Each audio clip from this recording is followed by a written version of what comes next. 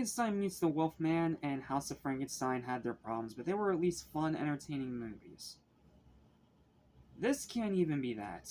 This is just crap. Like, this is just pure, unequivocal crap, even for the time period it was made in. Honestly, I think we're at the bronze era of this universal horror cycle at this point, because, like, almost all the, like, two back-to-back stinkers, with Mummy's Curse being a terrible final installment in that series, and now a terrible final installment for the main Frankenstein series. Yes, I know there's Abbott and Costello Meet Frankenstein, but that's another Monster Mash movie, so... This is the only one that's actually considered the actual final installment in the Frankenstein series. Whereas Abbott and Costello was a weird knockoff thing. But a really good knockoff thing, we'll talk about it, but that movie's more of a comedy that knows it's a comedy. This is a movie that tries to take itself seriously and falls on its face. And unlike, again, those other movies I just listed, the other two Monster Mash movies in this universal horror cycle, it can't even be entertaining because it's so boring. Because, once again, none of the monsters fight each other on screen, and outside of, I don't know, Larry Talbot finally being cured of his wolfism, this movie's just boring. So, welcome back to Animation Station, welcome back to 31 Days of Horror Monster-Mania, welcome to an unscripted review of House of Dracula. It's not good. It's not terrible, like Mummy's Curse, but it's not good. What's the plot? Pretty simple. Wolfman and Count Dracula are both begging a new mad doctor, Dr. Edelman, to cure them of their killing instincts. But Dracula schemes to seduce the doctor's nurse and mixes his blood with the blood of Edelman, and it turns Edelman into a Jekyll and Hyde ripoff. Why? Why rip off Jekyll and Hyde?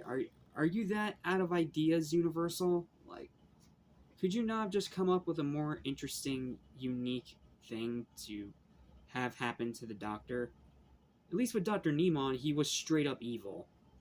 Here it's a guy that's supposed to be a good guy that turns into a bad guy and then flips back and forth like he's Two-Face.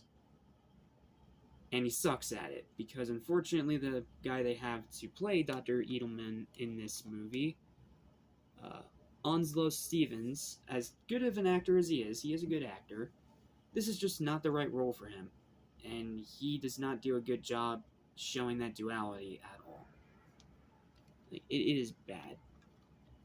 However, that doesn't mean it's all bad. Like I said, this movie isn't terrible. It's just not very good. And a pretty poor ending to the Frankenstein series. And also the Dracula series, the more I think about it, even though it barely has any connection to it whatsoever. John Carradine's back as Dracula. He gets to do a little bit more, but then he's out of the movie quick. And then we have another Hunchback. This time it's a female Hunchback with another tragic story. Been there, done that. Aside from the gender change, literally nothing new is about this character between her and Daniel from the last movie. Mad Doctor, Dr. Edelman. We literally just had Dr. Neiman, who was a way better character and actually unequivocally evil, and not this weird half-assed, half-and-half plot device. And then, of course, we have Larry Talbot as the Wolfman, who, at this point, I think he just comes back whenever he has money tossed in his grave, because no matter how many times his character is killed off in all these Monster Mash movies, he keeps coming back over and over again. And also, there's no consistency, because the way he keeps coming back has no consistency with the actual events of the Wolfman and Frankenstein Meets the Wolfman, like, at all. However, you do get a bit of good monster action, and even though Frankenstein's monster is once again limited to only the final 3 minutes of the movie, just like with that film, when he does get his chance to shine, he does make the most of it, and Glenn Strange does do a good job as the character. Again, he's the only other person that's played the role as much as Boris Karloff. Oh, and speaking of, there is no Boris Karloff in here. Instead, we have Lionel Atwell as another inspector for the 5th time in a row. Why does Universal was getting so lazy that they were recycling their own freaking things? Like, Seriously, that is just sad in more ways than one. It's just sad. This movie's just sad and lazy. So, yeah, I pretty much have nothing else to say here. It's a movie that exists. And unlike the other two, it doesn't have much rewatchability. Again, though, with the exception of actually curing Larry Talbot of his werewolfism and allowing him to go out in a full moon and actually have a peaceful ending. I do think that's an interesting idea, and I do think that they do a decent job with it, even if the rest of the movie surrounding it is a giant mess. Even more so than the last two Monster Mashes. So, with all that said, my final verdict for House of Dracula is going to be 5 out of 10. It's pointless, it's unnecessary, it's contrived, it's recycled, it's rehashed, but it has some entertainment value, and it's far from the worst of this series. So, that's it. It is the worst Frankenstein movie, and it is the worst Dracula movie of the Universal horror cycle, but it's not the worst thing that they've done. Again, the Invisible Man sequels exist, the crappy Karis Mummy series exists. Like, they've done worse. So, this is perfectly watchable. It's just that if you're expecting it to be anything as entertaining or fun as Frankenstein Meets the Wolfman or House of Frankenstein, you're going to be left severely disappointed. That's all I'm saying.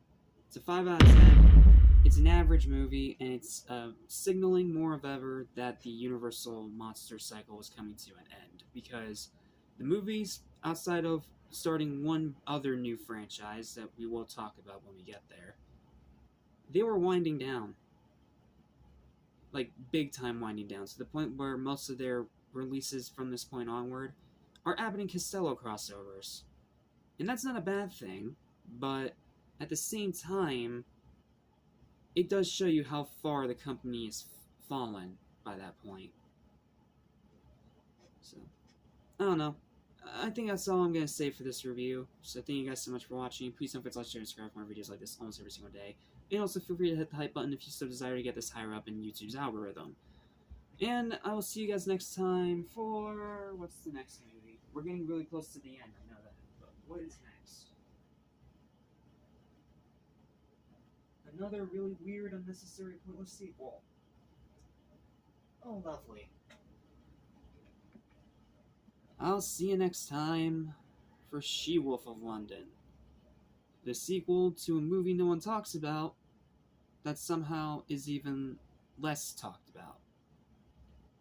I'll tell you about it next time. See ya.